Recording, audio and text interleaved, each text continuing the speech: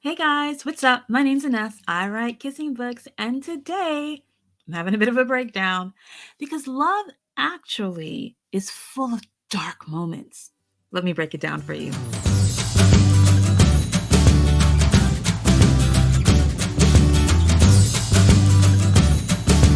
I'm from Baron Gifts. I created a workbook called the Romance Roadmap. You can find the download link in the show notes. The roadmap guides you through outlining the necessary scenes that you're going to need to craft an unput-downable love story, including the big breakup moment that happens near the end of the love story. That's the dark moment. The dark moment is a crucial scene in a romance novel.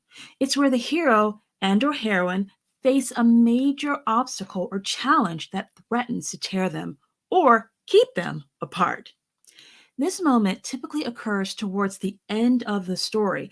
It creates a sense of tension and conflict that the hero and the heroine must overcome in order to achieve that happy ending. But I don't think dark moments have to tear them apart. I think another choice is for them to work together to overcome the moment and grasp their happily ever after with all of their hands. I think the point in a romance novel relationship is to have your characters be tested before they arrive at the happily ever after. Love Actually is a British romantic comedy that has become something of a holiday classic since its release in 2003. The film intertwines several love stories all set during the Christmas season in London. Some of the most memorable plot lines include the Prime Minister falling for his assistant, a writer falling for his housekeeper even though they speak completely different languages, a young boy trying to impress his crush with drumming skills, and a husband being tempted by his secretary while his wife suspects the worst.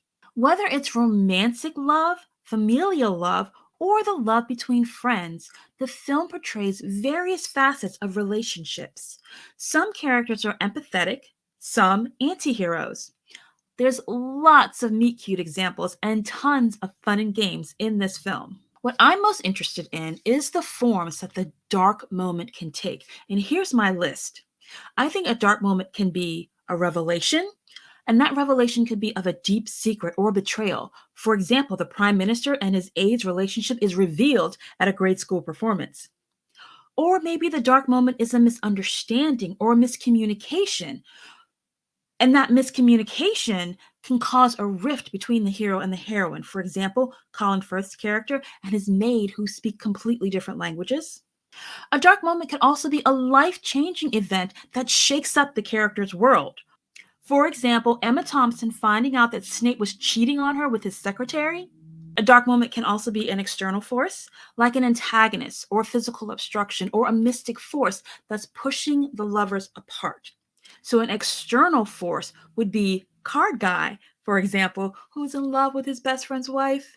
And the last type of dark moment that I've categorized are those inner issues or insecurities. For example, in the film Love Actually, there's the sister who gives up her hot crush to take care of her disabled brother.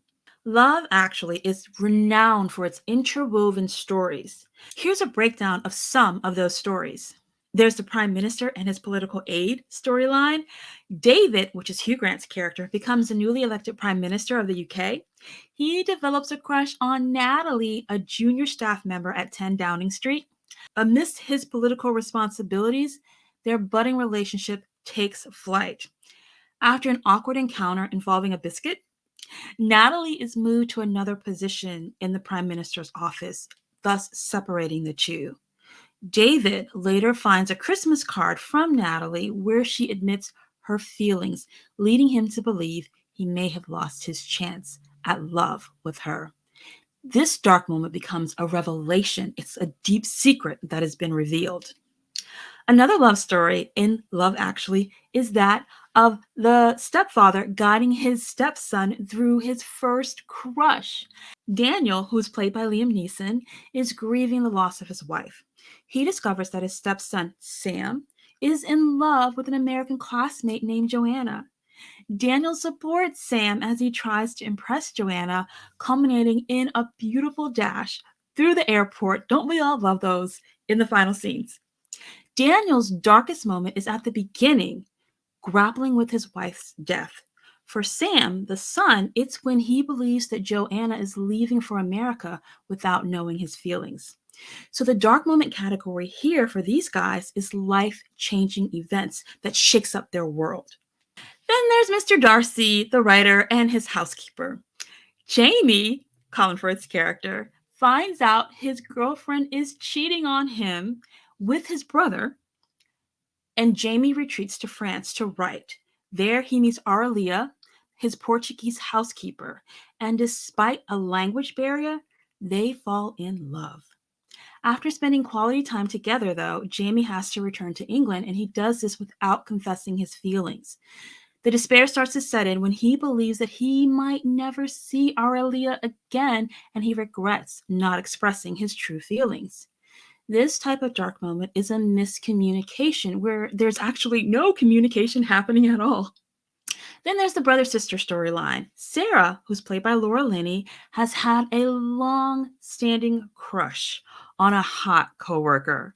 However, her devotion to her mentally ill brother often interrupts any attempts at her trying to pursue romance, as Sarah's romance is literally heating up with that hot coworker. It's interrupted by calls from her brother. Sarah's commitment to her brother makes her believe that she can never have a relationship with her coworker, Carl. This type of dark moment is internal, which are her insecurities or maybe her belief that her brother's love and health are more important. But the romance between Sarah and her hot coworker is likely over. Then there's Snape, the storyline of the husband, the wife, and the secretary. Harry, Alan Rickman's character, is tempted by his secretary, while his wife, Karen, who's played by the lovely Emma Thompson, becomes suspicious and confronts the reality of her husband's possible infidelity. The moment that Karen realizes the necklace she found isn't for her, but for another woman, likely his secretary, it's gut-wrenching. The implication of Harry's infidelity absolutely shatters her. So in this case, the dark moment is a revelation, but it's also an external force of another woman. Then there's the whoops, I fell in love with my best friend's wife storyline. Juliet, played by Keira Knightley, marries Peter, played by Chiwetel Ejiofor. However, Mark, Andrew Lincoln, I never figured that out, is Peter's best friend, and Andrew is secretly in love with Juliet. Juliet discovers that Mark has feelings for her when she's looking for footage of her wedding, and she takes a look at what Mark has recorded and realizes it's only footage of her. This realization complicates their friendship since she's married to his best friend. This story is most remembered for the scene where Mark shows up at Juliet's door with cue cards declaring his feelings.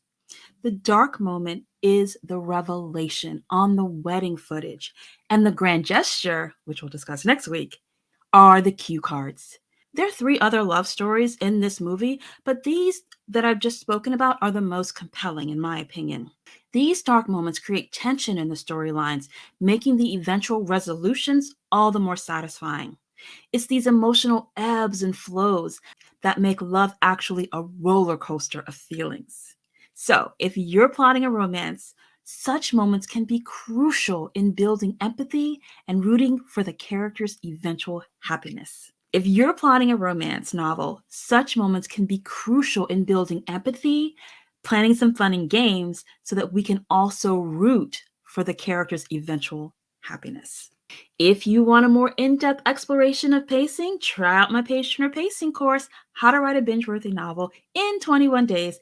AdaNestWrites.com/PTP for Page Turner pacing. You can also read more breakdowns and chat with other writers on my free Substack, AdaNestWrites.substack.com.